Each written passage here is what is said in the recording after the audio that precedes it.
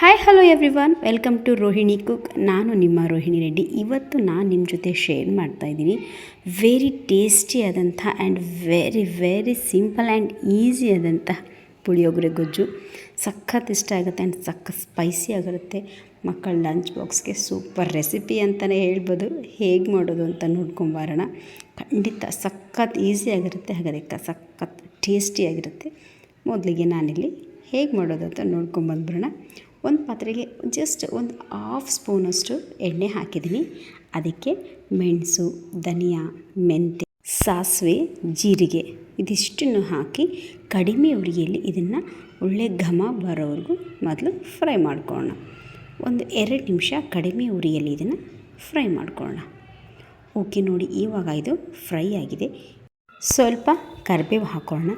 ಹಾಗೆ ಸ್ವಲ್ಪ ಇದಕ್ಕೆ ಮೆಣಸಿನ್ಕಾಯಿ ಕೂಡ ಸೇರಿಸ್ತಾ ಇದ್ದೀನಿ, ಒಣ ಮೆಣಸಿನ್ಕಾಯಿ. ನೋಡಿ, ನೀವು ನಿಮಗೆ ಖಾರಕ್ಕೆ ಎಷ್ಟು ಬೇಕು ನೋಡಿ, ನೀವು ಅಷ್ಟು ಒಣ ಮೆಣಸಿನ್ಕಾಯಿ ಹಾಕಿ ಚೆನ್ನಾಗಿ ಇದನ್ನು ಫ್ರೈ ಮಾಡ್ಕೊಳ್ಳೋಣ. ಇದ್ರ ಬದಲು ನೀವು ಖಾರ ಕೂಡ ಹಾಕ್ಬೋದು, ಬಟ್ ಗ್ರೈಂಡ್ ಮಾಡಬೇಕಾದ್ರೆ ಹಾಕಬೇಕು, ಇವಾಗಂತೇನು ಬೇಡ. ಓಕೆ, ಇವಾಗ 2 ಸ್ಪೂನಷ್ಟು ಬಿಳಿ ಎಳ್ಳು ಹಾಕ್ತಿದ್ದೀನಿ. ಇದನ್ನು ಸಹ ಚೆನ್ನಾಗಿ ಫ್ರೈ ಮಾಡ್ಕೊಳ್ಳೋಣ. ಇದು ಬೇಗ ಸ್ವಲ್ಪ ಫ್ರೈ ಆಗುತ್ತೆ ಅಂತ ಸ್ವಲ್ಪ ಕೊನೆಯಲ್ಲಿ ಇದನ್ನು ಫ್ರೈ ಮಾಡೋಕ್ಕಾಗ್ತಾಯಿದ್ದೀನಿ. ಓಕೆ, ನೋಡಿ ಇವಾಗ ಇದೆಲ್ಲವೂ ಫ್ರೈ ಆಗಿದೆ. ಇನ್ನೇನು ಸ್ಟವ್ ಆಫ್ ಮಾಡಬೇಕು ಅನ್ನೋವಾಗ ನಾವು ಇದಕ್ಕೆ ಸ್ವಲ್ಪ ಇಂಗು ಹಾಗೆ 1/2 ಸ್ಪೂನಷ್ಟು ಅರಿಶಿನ ಹಾಕಿ ಇದನ್ನು ಸ್ವಲ್ಪ ಫ್ರೈ ಮಾಡಿ ತಣ್ಣಗಾಗಕ್ಕೆ ಬಿಟ್ಬಿಡೋಣ.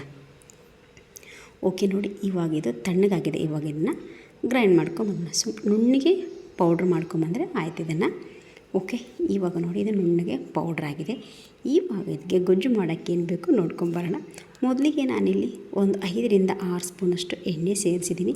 ಸ್ವಲ್ಪ ಪುಳಿಯೋಗರೆ ಎಣ್ಣೆ ತೊಗೊಳುತ್ತೆ, ಹಾಗಾಗಿ ಓಕೆ, ಇದಕ್ಕೆ ನಾನಿಲ್ಲಿ ಕಡಲೆಬೇಳೆ, ಉದ್ದಿನಬೇಳೆ ಹಾಗೂ ಶೇಂಗಾ ಹಾಕಿ ಕಡಿಮೆ ಉರಿಯಲ್ಲಿ ಇದನ್ನು ಚೆನ್ನಾಗಿ ಫ್ರೈ ಮಾಡ್ಕೊಳ್ಳೋಣ. ಫಸ್ಟು ಇದರದ್ದೇ ಒಳ್ಳೆ ಟೇಸ್ಟ್ ಬರೋದು. ಅದರಲ್ಲಿ ನಾವು ಎಷ್ಟು ಫ್ರೈ ಮಾಡ್ಕೊತೀವಿ ಅಷ್ಟು ಒಳ್ಳೆ ಕುರುಮ್ ಅನ್ನತ್ತೆ, ಇಲ್ಲಾಂದರೆ ಕಟ್ ಅನ್ನತ್ತೆ ಕಡಲೆ ಮತ್ತು ಉದ್ದಿನಬೇಳೆ. ಹಾಗಾಗಿ ಕಡಿಮೆ ಉರಿಯಲ್ಲಿ ಇದನ್ನು ಫ್ರೈ ಮಾಡ್ಕೋಬೇಕು.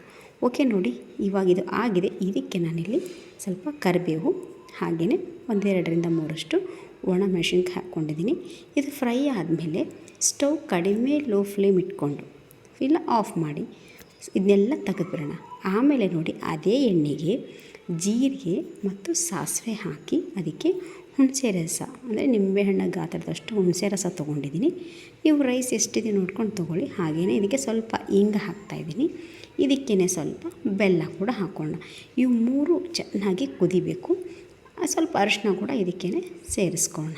ಏನಂದರೆ ಖಾರ ಹಾಕಬೇಕಂದ್ರೆ ಅಕಸ್ಮಾತ್ ನೀವು ಮೆಣಸಿನ್ಕಾಯಿ ಬಳಸಿಲ್ಲ ಅಂದರೆ ಖಾರ ಇವಾಗಲೇ ಹಾಕಿ ಚೆನ್ನಾಗಿ ಕುದೀಲಿ. ಅದು ಚೆನ್ನಾಗಿ ಕುದ್ದ ಮೇಲೆ ಅದಕ್ಕೆ ನಾವು ಮಾಡಿಟ್ಕೊಂಡಿರುವಂಥ ಪೌಡರ್ನ ಇದಕ್ಕೆ ಹಾಕ್ಕೊಂಡು ಇದು ಸಹ ಕುದಿಯಕ್ಕೆ ಬಿಡೋಣ. ಇದಕ್ಕೆ ರುಚಿಗೆ ತಕ್ಕಷ್ಟು ಉಪ್ಪು ಹಾಕ್ಕೊಳ್ಳೋಣ.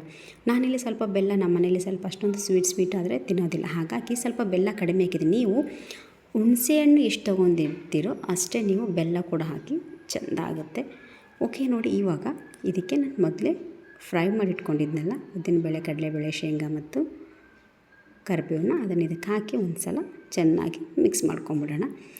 ಜಸ್ಟ್ ಎಲ್ಲ ಫ್ರೈ ಆಗಿರೋದ್ರಿಂದ ಇದೆಲ್ಲ ಹಾಕಿದ್ಮೇಲೆ ಒಂದು 10 ಸೆಕೆಂಡ್ ಗೊಜ್ಜು ಕುದ್ರೆ ಸಾಕು. ಓಕೆ, ಇವಾಗ ನೋಡಿ ಮಾಡಿಟ್ಕೊಂಡಿರುವಂತಹ ರೈಸ್ನ ಇದಕ್ಕೆ ಮಿಕ್ಸ್ ಮಾಡಿ ತಿಂತಾಯಿದ್ರೆ ಓ ಮೈ ಗಾಡ್ ಸಖತ್ತಾಗಿರುತ್ತೆ. ಖಂಡಿತ ಒಂದು ಸಲ ಇದೇ ರೀತಿಯಾಗಿ ನೀವು ಒಂದು ಸಲ ನಿಮ್ಮ ಮನೆಯಲ್ಲಿ ಪುಳಿಯೋಗರೆ ಮಾಡಿ ನೋಡಿ.